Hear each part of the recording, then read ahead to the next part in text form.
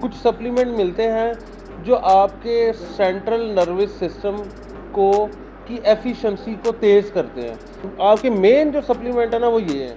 बाहर के जो सारे लोग हैं, एथलीट हैं, जो नंबर 1 है, वो ये सारे सप्लीमेंट लेते हैं। एक पूरी जनरेशन आर्म रेसलिंग की ऐसी है जो एक्सपेरिमेंट करके अपना टाइम भी ज़ाया कर चुकी है। मतलब जो रिज़ल्ट उन्होंने 3 से 4 सालों में लेना था वो 12-12 सालों तक जो है ना वो बाद में हमें पता चला कि ऐसे करना चाहिए।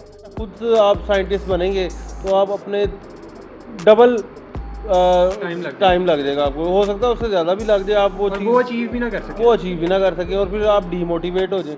हम इंटरनेशनल लेवल को मीट कर सकते हैं। मैं आपको बताऊं हमारे अभी जूनियर जो है जिनमें मतील है एक उसमें भी पोटेंशियल है। ये जितने भी जो आ रहे हैं जूनियर, उन सब का बहुत अच्छा पोटेंशियल है। जो हमने उस तरह की ट्रेनिंग नहीं की स्टार्ट में, जो ये कर रहे हैं, ये तो बहुत अच्छे हो सकते हैं। 10 सालों में इनका बड़ा बड़ा नाम हो सकता है।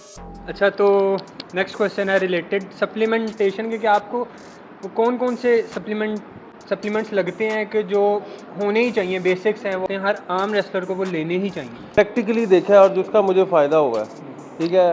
पहले मैं सिर्फ प्रोटीन ले रहा था, मुझे उसका कोई फ़ायदा नहीं हुआ।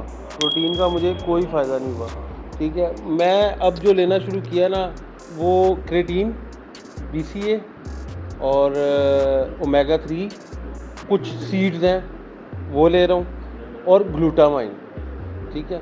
ये सारी चीज़ें मैं ले रहा हूँ। और एक और कोलेजन आपको यहाँ लोकल भी मिल जाता है, जॉइंट्स का। आप ये क्लिनिक्स वगैरह से मिल जाता है। ये सारी चीज़ें मैं ले रहा हूँ। अब मैं लेकिन प्रोटीन नहीं ले रहा। प्रोटीन तो खैर वैसे बकरा ईद आई है तो वो प्रोटीन दूसरे तरीके से पूरी कर रहा हूँ। लेकिन आपके मेन जो सप्लीमेंट है ना वो ये है। प्रोटीन आप पूरी कर सकते हैं, आप घर में भी गोश्त खाते हैं या मुख्तलिफ दालों में भी होती है प्रोटीन तो। लेकिन आपकी ये क्रेटीन, BCA और ग्लूटामाइन, ये तो बेसिक है ना। और साथ ये जो ओमेगा 3 और हाँ फिश ऑयल वगैरह सारे। इसके अलावा आप मल्टीविटामिन जो है वो एक कोई भी सिलेक्ट कर ले, लेकिन अच्छे जो है स्टोर से ले। कोलेजन तो बड़ा इंपॉर्टेंट है उसमें। जॉइंट्स वाला, हाँ, कोलेजन की भी टाइप्स होती है ना, तो जॉइंट्स वाला जो है ना वो सबसे इम्पोर्टेंट है। सीड्स में आप क्या यार सीड्स में मैंने अभी शुरू जो किया ना, मुझे उसमें यह है कि मेथी दाना, दालचीनी और एक और है अलसी, इनको पीस के एक पाउडर बना लिया। और एक पाउडर है उसका नाम है त्रिफला, उसका पाउडर बनाया मैंने एक ना। उसमें इनमें आयरन, जिंक, मैग्नीशियम, ये सारी चीज़ें हैं। तो मैं मल्टीविटामिन तो नहीं ले रहा, मैं नेचुरल तरीके से ना ये डेली मैं जो है वो हाफ चम्मच ना दोनों पाउडर्स का बना के वो ले रहा हूँ। अच्छा, एक चीज़ और है जो मैं ऐड कर दूँ, जो मैंने पढ़ी है लेकिन मैंने उसको ट्राई नहीं किया, लेकिन मैं उसको ट्राई करूँगा आगे फ्यूचर में। वो है कि कुछ सप्लीमेंट मिलते हैं जो आपके सेंट्रल नर्वस सिस्टम को की एफिशिएंसी को तेज़ करते हैं। मतलब आप कोई मूव लगाते हैं तो आप स्लो फॉर एग्जांपल फील करते हैं कि आप उतनी स्पीड में नहीं लगाते कि आपका ओपोनेंट ज़्यादा स्पीड में लगाता है या आप थोड़े से स्लो हैं, तो आपके मसल को तेज़ और अच्छा पॉजिटिव सिग्नल जो है ना वो जल्दी देते हैं। तो बाहर के जो सारे लोग हैं, एथलीट हैं, जो नंबर 1 है, वो ये सारे सप्लीमेंट लेते हैं, जिसमें एक सप्लीमेंट ये आपका सेंट्रल नर्वस सिस्टम की एफिशिएंसी को इंक्रीज़ करने वाला भी होता है, ठीक है। उसमें एक नाम है L-टायरोसिन, ये सप्लीमेंट है। आप उसको सर्च करें, उसका अगर कोई सप्लीमेंट मिलता है, वो आपकी ट्रेनिंग के अंदर भी बड़ा फ़ायदा देगा आपको। आपकी सेंट्रल नर्वस, असल चीज़ ये है कि आप ये सारी ट्रेनिंग्स कर लेते हैं ना, जब आप सब कुछ कर लेते हैं, जब आप मैच वाले दिन आप टेबल पे खड़े होते हैं ना, तो अगर आपका दिमाग उस स्लो है ना, तो ये सारी चीज़ें पीछे रह जाती हैं। तो ये सप्लीमेंट भी बड़ा इंपॉर्टेंट है, ये साथ लेके चलना है हर एथलीट को, क्योंकि हमारी एथलीट में स्पीड भी है, हमारी स्पोर्ट्स में स्पीड भी है, पावर भी है और दिमाग भी है, टेक्निक भी है। कैसे काउंटर करना है, कैसे हमने स्पीड को काउंटर करना है, कैसे हमने पावर, किसी की पावर को से अवॉइड करके अपनी पावर को जो है एंगेज करना है। हमें इस चीज़ का भी आइडिया कि काफ़ी एक आपका अरसा इंजरीज़ के साथ गुजरा है, कि जिस वजह से मुझे लगता है कि हम वो नबील बाजवानी देख सके जो कि पाकिस्तान को रिप्रेजेंट करता है वर्ल्ड में जाके। तो वो कौन सी आपने गलतियाँ की, कौन सी चीज़ों को निगलेक्ट करते रहे, कि क्या वो ट्रेनिंग में मसला था, डाइट का कोई इशू था, या फिर सप्लीमेंटेशन आपने अडॉप्ट नहीं की, उस वजह से ये इशू आया आपको? अच्छा, इसमें मैं सबसे पहले गोल्डन कोड जो है ना वो शहजाद भाई का बोलूँगा।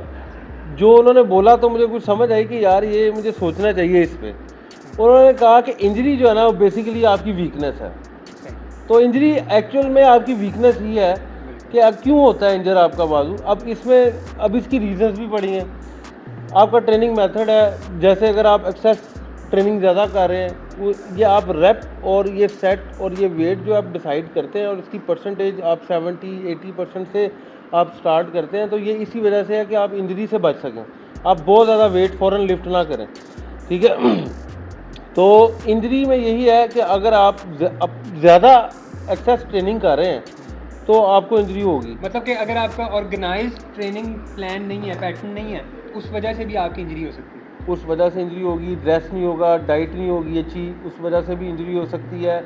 और इससे बचने का यही तरीका है कि आप उस चीज़ से अवॉइड करें कुछ दिनों तक जहाँ पे आपको इंजरी है। फॉर एग्जांपल अगर आपको गोल्फ़र में इंजरी है तो आप गोल्फ़र के पे लोड ना करें, उसकी जो है ना रेमेडी देखें, उसको देखें कि उसका सोल्यूशन देखें, हल्के हल्के रैप कैसे लगाने हैं उसकी। ऑलरेडी आपको पता है गोल्फ़र की हील के लिए जो है वो एक्सरसाइजेज दी हुई हैं। उस ट्रेनिंग को छोड़ दें जो आपको इंजरी की तरफ लेके जाती है। रेस्ट कर लें। आप ट्रेनिंग करके स्ट्रॉन्ग नहीं हो सकते, आप यहाँ पे रेस्ट करके स्ट्रॉन्ग होंगे। बेसिकली पीरियडाइजेशन है ही आपकी प्लानिंग और प्रोग्रामिंग है कि आप वो कितनी अच्छी करते हैं। और ये सप्लीमेंटेशन का क्या कहेंगे, कुछ सपोर्ट मिलती है उससे कि बस? यार सप्लीमेंटेशन मैंने अभी लेना शुरू किया तो मुझे लगता है कि बहुत सपोर्ट मिलती है। नहीं लगता आपको? मुझे लगता है कि बहुत सपोर्ट, पहले ही मुझे नहीं लगता था। अच्छा, रिसेंटली स्टार्ट किया? हाँ, मैंने रिसेंटली स्टार्ट किया तो मुझे लग रहा है कि बहुत सपोर्ट मिल रही है। लेकिन उसमें मैं कुछ आर्टिकल्स भी पढ़ रहा था तो उसमें ये बताया था कि जो हमारी पावर स्पोर्ट्स के से रिलेटेड जो है ना वो यही है कि उसमें कार्ब्स जो है उसकी लोडिंग ज़्यादा है और ये प्रोटीन की लोडिंग इतनी ज़्यादा नहीं है। जैसे अगर हमने फॉर एग्जांपल किसी ने ट्रेनिंग पैटर्न बना लिया, एक्सरसाइजेज भी सिलेक्ट कर ली हैं, लेकिन वो यूट्यूब पे कुछ एक नई एक्सरसाइज देखते हैं तो वो उसको अपनी एक्सरसाइज छोड़ के उस एक्सरसाइज को स्टार्ट करना शुरू कर देते हैं, तो वो क्या कुछ फ़ायदेमंद है उनको? अगर उनको लगता है कि ये एक्सरसाइज हो सकता है कि उन्हें फ़ायदा भी दे, तो वो आपको लगता है कि वो अपने ट्रेनिंग प्लान से थोड़ा हट के अगर वो चीज़ एक्सपेरिमेंट करने की कोशिश करेंगे तो उनको कुछ उसका फ़ायदा होगा? यही कहूँगा कि आप जब अपनी ट्रेनिंग मेथड आप अपना डिसाइड कर लेते हैं तो आपको ऐसे बात का लगता है कि यार हो सकता है कि वो ज़्यादा इफ़ेक्टिव हो, नहीं, लेकिन आपने अपने सारे वेक्टर पावर के डायरेक्शंस देख के आपने अपनी ट्रेनिंग डिसाइड की है ना, तो आप उसको करें। हो सकता है आप डुप्लीकेशन कर रहे हो, डबल 2-2 दफ़ा उस ट्रेनिंग को कर रहे हो। ये जो यूट्यूब पे या ऐसे ट्रेनिंग फॉर्मेट्स पूरे नहीं कोई बताता, ट्रेनिंग फॉर्मेट तो कोई भी पूरा नहीं बताता। मैं भी देखता हूँ वीडियोस, वो रेप सेट और उसकी सारी इम्प्लीमेंटेशन। फिर सबसे पहले ये कि फॉर एग्जांपल आप बैक प्रेशर की ट्रेनिंग कर रहे हैं, आपको ये पता होना चाहिए आपकी पहली ट्रेनिंग कौन सी है, आपको ये भी पता होना चाहिए आपकी दूसरी कौन सी है, तीसरी कौन सी है, चौथी कौन सी है। ये नहीं कि 5वीं वाली आप पहले करें, आपको पहले पता होना चाहिए कि आपकी मेन मूव की एक्सरसाइज पहली वाली कौन सी होनी चाहिए। ये नहीं है कि वो आप एंड पे कर रहे हैं। उससे ये मसला होगा आपको कि जब आप एंड पे करेंगे ना उसको, तो आप उसकी मैक्स आपका उसका कम हो जाएगा, ठीक है। तो आपने इस चीज़ को भी मद्देनज़र रखना है कि आपकी ट्रेनिंग के सीक्वेंस क्या हैं। तो अगर आप ऐसी कोई एक ट्रेनिंग देखते हैं, आप उसको सबसे पहले ले जाते हैं कि मैं सबसे पहले इसको कर लूँ, बाकी अपनी मेजर ट्रेनिंग बाद में करूँ। ये ना करें, आप सबसे पहले अपनी जो ट्रेनिंग है उसी को ही रखें, उसी को करें और मिक्स ना करें किसी भी चीज़ को। आप कोई उठा के दूसरी ट्रेनिंग शुरू कर दें, जो आपने अपनी मेजर ट्रेनिंग डिसाइड की हुई थी कि मैंने ये करनी है, वो पीछे रह जाएगी, वो फिर आगे आ जाएगी। सब्र की भी गेम है, सब्र की बड़ी गेम है, बहुत गेम है सब्र की। ये आहिस्ता आहिस्ता आपको रिजल्ट पता चलता है, फ़ौरन कोई रिजल्ट नहीं आता। फ़ौरन रिजल्ट सिर्फ स्टीरॉइड से ही आता है। तो ये सप्लीमेंटेशन से भी और एक्सरसाइज से भी एक लॉन्ग प्रोसेस है। मैं आपको बताता हूँ लॉन्ग प्रोसेस और इतना अच्छा प्रोसेस है। आप थोड़ा सा एक ओवर द नाइट कुछ नहीं होता। एक देर से आपको ये चीज़ अचीव करते हो, लेकिन उसका असर भी देर तक रहता है। उसका असर देर तक रहता है। जब आप पूरे 2 मैक्रो कर लेंगे ना अपने, उसके बाद आप अपनी स्ट्रेंथ लेवल चेक कीजिएगा। वो जो आप 85% कर रहे थे, उसके बाद जब आप दोबारा अपना 85% निकालेंगे, वो आपको बहुत ऊपर होगा, वो आपकी डेवलपमेंट बहुत अच्छी हुई है। आज का आखिरी क्वेश्चन ये है कि जो नए यंगस्टर्स इस स्पोर्ट्स में आते हैं, 2 ही मेथड्स हैं मेरी नज़र में ग्रोथ के उनके लिए। या तो वो खुद एक्सपेरिमेंट्स करें, हिट एंड ट्रायल वाला मेथड, ठीक है, जिसमें उनके मेरे ख्याल से काफ़ी साल ज़ाया होने के चांसेस हैं और ग्रोथ भी हो सकता है उस लेवल की ना मिले उनको। और दूसरा मेथड है कि अपने सीनियर से सीखें, जो उन्होंने गलतियाँ की हैं उनसे सीखें। तो नबील बाजवा ने वैसी कौन सी गलतियाँ की, या फिर आप सजेस्ट करेंगे कि यंगस्टर्स ना करें अगर उन्होंने किसी अच्छे प्लेटफॉर्म पे पाकिस्तान को रिप्रेजेंट करना है? जो हिट वाला मेथड है ना, वो मैं तो नहीं कहूँगा, रिकमेंड करूँगा कि खुद करें, क्योंकि ऑलरेडी बड़ी जो है एक्सपेरिमेंट भी कर लिए हुए हैं। एक पूरी जनरेशन आर्म रेसलिंग की ऐसी है जो एक्सपेरिमेंट करके अपना टाइम भी ज़ाया कर चुकी है। मतलब जो रिज़ल्ट उन्होंने 3 से 4 सालों में लेना था, वो 12-12 सालों तक जो है ना, वो बाद में हमें पता चला कि ऐसे करना चाहिए। तो अगर खुद आप साइंटिस्ट बनेंगे तो आप अपने डबल टाइम लग जाएगा आपको, हो सकता है उससे ज़्यादा भी लग जाए, आप वो अचीव भी ना कर सके, और फिर आप डीमोटिवेट हो जाएं। तो आप अपने कोच से पूछें, अपने सीनियर से पूछें, उनकी रिस्पेक्ट करें, उनको बहुत कुछ पता है। लेकिन होता ये है कि कोई एक्सप्लेन नहीं कर सकता बाज़ औक़ात, लेकिन जब आप साथ रहते हैं, गुफ्तगू करते हैं, डिस्कस करते हैं, तो आपको बहुत चीज़ें जो है वो बता रहे होते हैं जो वो नॉर्मल अपनी लाइफ में बता रहे होते हैं। मैं इसकी सबसे बड़ी मिसाल दूंगा अली खान। आप जवाब नहीं कर पाते। हाँ, आप अली खान से पूछें, यार मुझे टॉप रोल की ट्रेनिंग बताओ, वो आपको सही तरह एक्सप्लेन नहीं करेगा। लेकिन जब आप उसे डिस्कस करेंगे कि यार मुझे ये मसला है, मैं ऐसे खेलता हूँ, ये होता है, ऐसे खेलता हूँ, ये होता है, ऐसे, तो वो बताना शुरू हो जाएगा। आप उससे सप्लीमेंटेशन का पूछेंगे कि मैं क्या यूज़ करूँ, वो 2-3 तो बता देगा जो जनरल है। लेकिन जब आप उसको बताएंगे अपनी डेफिशिएंसीज ये, फिर वो आपको बताएगा यार ये ले ले तो बेहतर है। इसी तरह ही आपके जो सीनियर्स हैं जिनको पता है, ठीक है, आप उनसे जब पूछेंगे या आप डिस्कस करेंगे, क्योंकि आपका सीनियर का मतलब ये है कि आप उसके साथ टाइम गुजार रहे हैं, आप उसके साथ ट्रेनिंग पूछ रहे हैं, बातें कर रहे हैं, सवाल कर रहे हैं। फिर आप उसे ये ना कि ये एक जैसे एमफिल का स्टूडेंट है, वो नर्सरी के बच्चे को क्या बताएगा, वो कहेगा यार ठीक है कर लो, उसके लिए सब कुछ नॉर्मल लगेगा। आपको टाइम देना पड़ेगा अपने सीनियर की, खुद भी आउट ऑफ द बॉक्स सोचने की, आउट ऑफ द बॉक्स। अब जितने क्वेश्चंस करेंगे आपको फिर अच्छे रिजल्ट मिलेंगे उसमें, ठीक है। सबसे पहले आपको भी थोड़ा सा तेज़ होना चाहिए ना, पढ़े ज़रूर, लेकिन पहले पूछ लें कि यार ये मैं करने लगा, ये ठीक है, ऐसे कर लूँ तो ठीक है। तो ये बड़ा इंपॉर्टेंट जो है ना है। अपने जूनियर्स जो है उनको यही मशवरा है कि अपने जो आपके इर्द गिर्द जो अच्छे जो सीनियर लोग हैं जिन्होंने रिजल्ट दिए भी हैं, अब ये तो नहीं हो सकता ना कि आप ये कहें कि जी ये बंदा डेविल एरेट नहीं है तो मैंने इसे नहीं पूछना।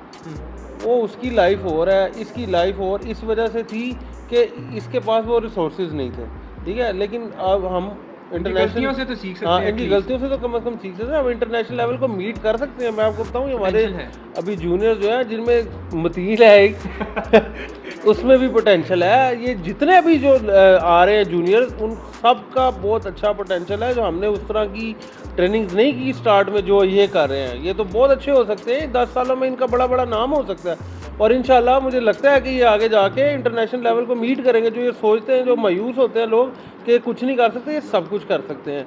इनके वेट भी, ट्रेनिंग्स भी अच्छी हैं, थोड़ा सा बस थोड़ी सी डायरेक्शन चाहिए, कंसिस्टेंट रहना चाहिए। बाकी ये है कि एक इंटरव्यू का आपके साथ प्रॉमिस था, एक मैंने ज़मीर के साथ रखा हुआ है जिसमें हम जो एक्सरसाइज की सिलेक्शन है वो जो मैं करता हूँ वो फिर मैं आपको बता दूंगा रैप और सेट के साथ। हाँ, मतलब एक अब जो नेक्स्ट वीडियो आप देखेंगे नबील भाई की, वो आपको रिगार्डिंग ट्रेनिंग टूल के साथ जो करेंगे वो ज़मीर भाई के चैनल पे वो करेंगे, उसका और प्रॉपर उसकी लिंक भी डिस्क्रिप्शन में मेंशन कर दूंगा। तो ये थी हमारी आज की वीडियो। उम्मीद है कि आप लोगों को वीडियो पसंद आई होगी और मैं ये भी उम्मीद करता हूँ कि आप लोग ज़्यादा से ज़्यादा इसमें से कुछ अपने लिए फ़ायदेमंद कुछ चीज़ ढूंढें और उसको इम्प्लीमेंट करें। और हम नबील भाई को भी best of luck, best wishes कि वो जो अब इन्होंने ट्रेनिंग पैटर्न, जो सप्लीमेंटेशन अडॉप्ट किए हैं, अच्छी उनकी एक हम फॉर्म देखें और वो फॉर्म पाकिस्तान को रिप्रेजेंट करे वर्ल्ड्स में जाके। हम इनको बेस्ट विशेस देते हैं। और अगर आपको वीडियो पसंद आई तो वीडियो को लाइक कीजिएगा, चैनल को सब्सक्राइब कीजिएगा। थैंक यू, अल्लाह हाफ़िज़।